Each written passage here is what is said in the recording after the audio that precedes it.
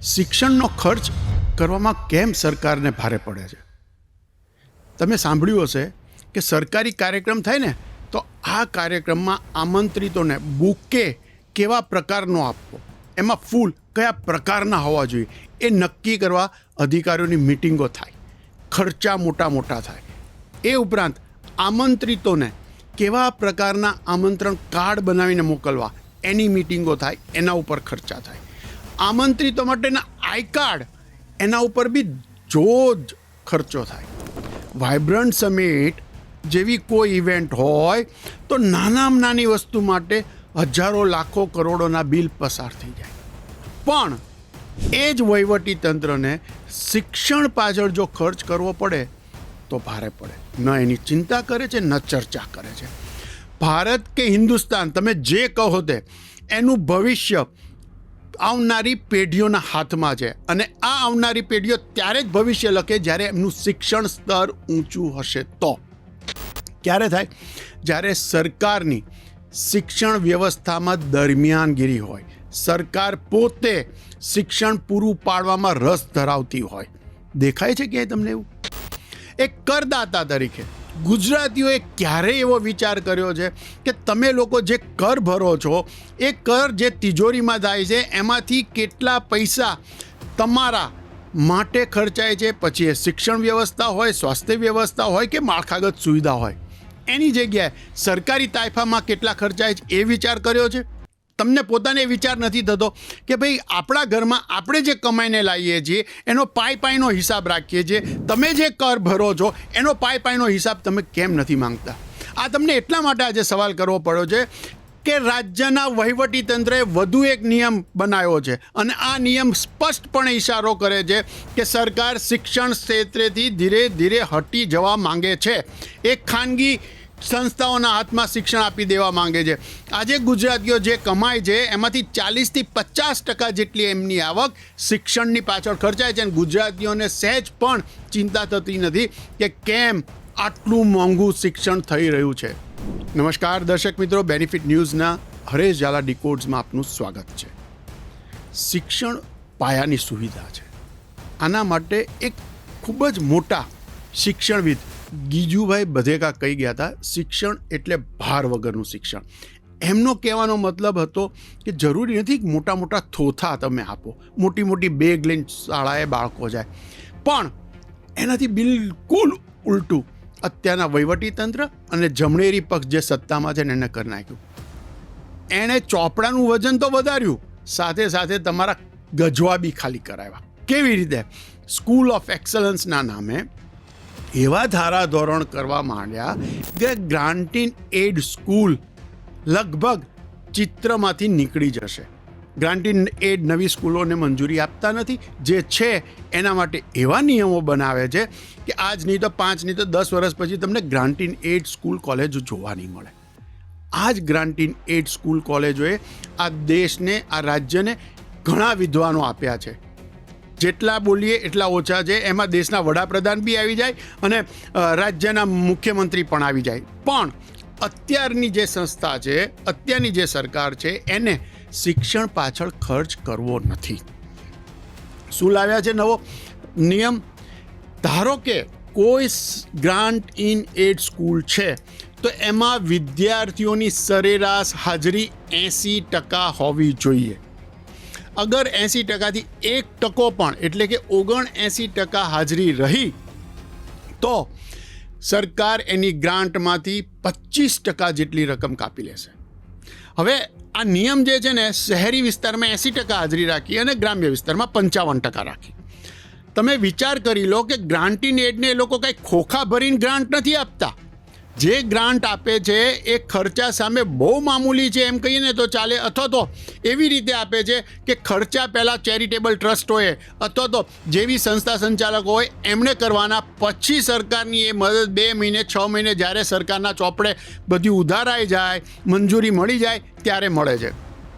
સરકારે દરેક grant in add school અથવા તો સ્કૂલમાં 15 કોમ્પ્યુટર ફરજિયાત કર્યા. આ 15 કોમ્પ્યુટર ચલાવવા માટે ઓછામાં ઓછી ઇન્ટરનેટની વ્યવસ્થા જોઈએ જ જોઈએ.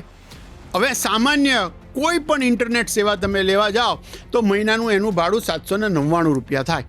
એના ઉપર GST, એટલે ઓછામાં ઓછું 1000-1200નું બિલ મહિનાનું થાય. એની સામે સરકાર શું કરે છે? વાર્ષિક 6000 રૂપિયા આ શાળાને આપે. બિલ કેટલું થાય છે વર્ષનું? 10,200 રૂપિયા આપે છે. કેટલા? 6000 રૂપિયા. હવે એમાં પણ સરકાર દર 3 મહિને 1500 રૂપિયા આપે. કયો ટેલિકોમ સર્વિસ પ્રોવાઈડર 3 મહિના સુધી ઉધારી રાખે છે? એ તો 1 મહિનાનું બિલ તમે ભરો ને એને ફટ લઈને કપાઈ જાય, તમારી બીજી મિનિટે તમારી સેવા બંધ થઈ જાય છે. પણ આ રીતે ગ્રાન્ટ ઇન એડ સ્કૂલ આપણે ત્યાં ચાલે છે. તમને એનાથી પણ આગળ કહીએ કે આ જે grant in add school charitable trust અથવા સંસ્થાઓ ચલાવે છે જેથી શિક્ષણનો વ્યાપ વધે, એ જે મકાનમાં ચાલે છે એનું ભાડું 1998માં નક્કી થયેલું. એ ભાડાને દરે જ સરકાર એમને ગ્રાન્ટ આપે છે.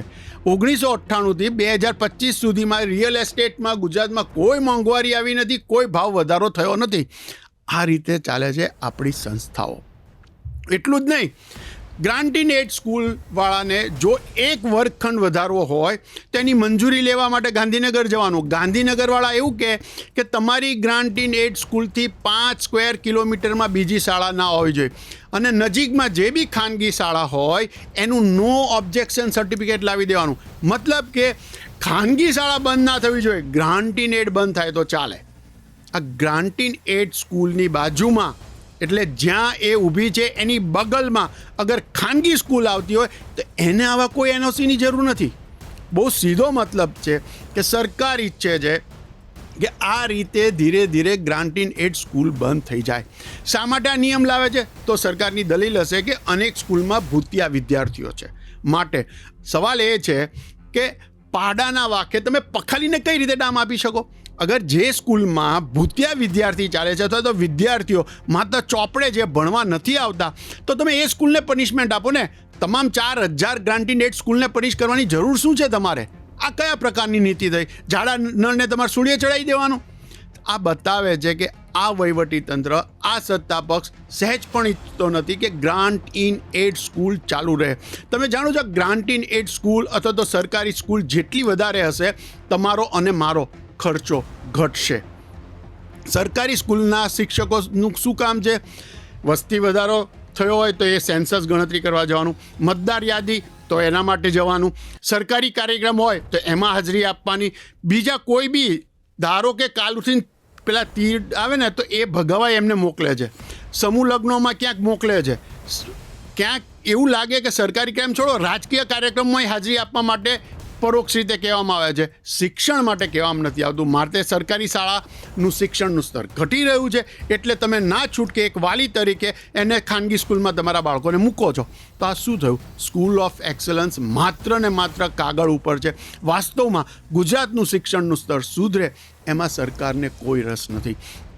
આ ગુજરાતમાં જે 40 કે એથી વધુ વર્ષના જે તમામ નાગરિકોને ખબર હશે કે કાં તો એ સરકારી સ્કૂલ અથવા ગ્રાન્ટ ઇન એડ સ્કૂલ કે કોલેજમાં ભણીને મોટા થયા છો.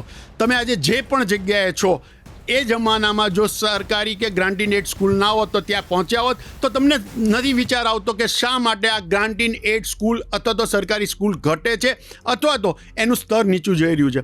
તમે જે સ્કૂલ કોલેજમાં ભણ્યા છો એ સરકારી કે ગ્રાન્ટેડ જઈને એક વખત જુઓ તો ખરા એની શું સ્થિતિ છે, એટલે ખ્યાલ આવશે કે અત્યારનો સત્તા પક્ષ કેમ આ શિક્ષણ વધારે ને વધારે નબળું થાય અને ખાનગીઓના હાથમાં જાય, ખાનગી સંસ્થાઓના હાથમાં જાય, એમાં રસ ધરાવે છે. કારણ કે મોટા ભાગના સત્તા પક્ષના નેતાઓ, એમના કાર્યકરો ખાનગી સંસ્થાઓ ખોલીને બેઠા છે અથવા તો એમના મળતિયાઓ ખાનગી સંસ્થાઓ ખોલીને બેઠા છે. માટે એ સંસ્થાઓ ચાલે એટલે સરકારી ગ્રાન્ટ ઇન એડ સ્કૂલ ઘટે એમાં એમને રસ છે. બેનિફિટ ન્યૂઝનો બહુ સ્પષ્ટ મત છે, ગુજરાતના શિક્ષણનું સ્તર સુધારવા સરકારી શાળાઓ, ગ્રાન્ટ ઇન એડ શાળાઓમાં વધારો થવો જોઈએ, ઘટાડો નહીં. ગ્રાન્ટમાં વધારો થવો જોઈએ, ઘટાડો નહીં. અને તો જ ગુજરાતનું શિક્ષણ ઊંચું આવશે, તો જ ગુજરાતીઓના વાલીઓ અને ગુજરાતીઓના ગજવા પરનું આર્થિક ભારણ ઘટશે, જે અત્યંત જરૂરી છે. ગુજરાતના પ્રવાહ, ગુજરાતની નીતિઓ પર બેનિફિટ ન્યૂઝનો મત સમજવા અને જાણવા માટે મુલાકાત લો www.benefitnews24.comની. અને જો તમને સાંભળવા અને જોવામાં રસ હોય તો benefitnews24.comની યુટ્યુબ ચેનલ અને ઇન્સ્ટાગ્રામ હેન્ડલ સબસ્ક્રાઈબ કરો.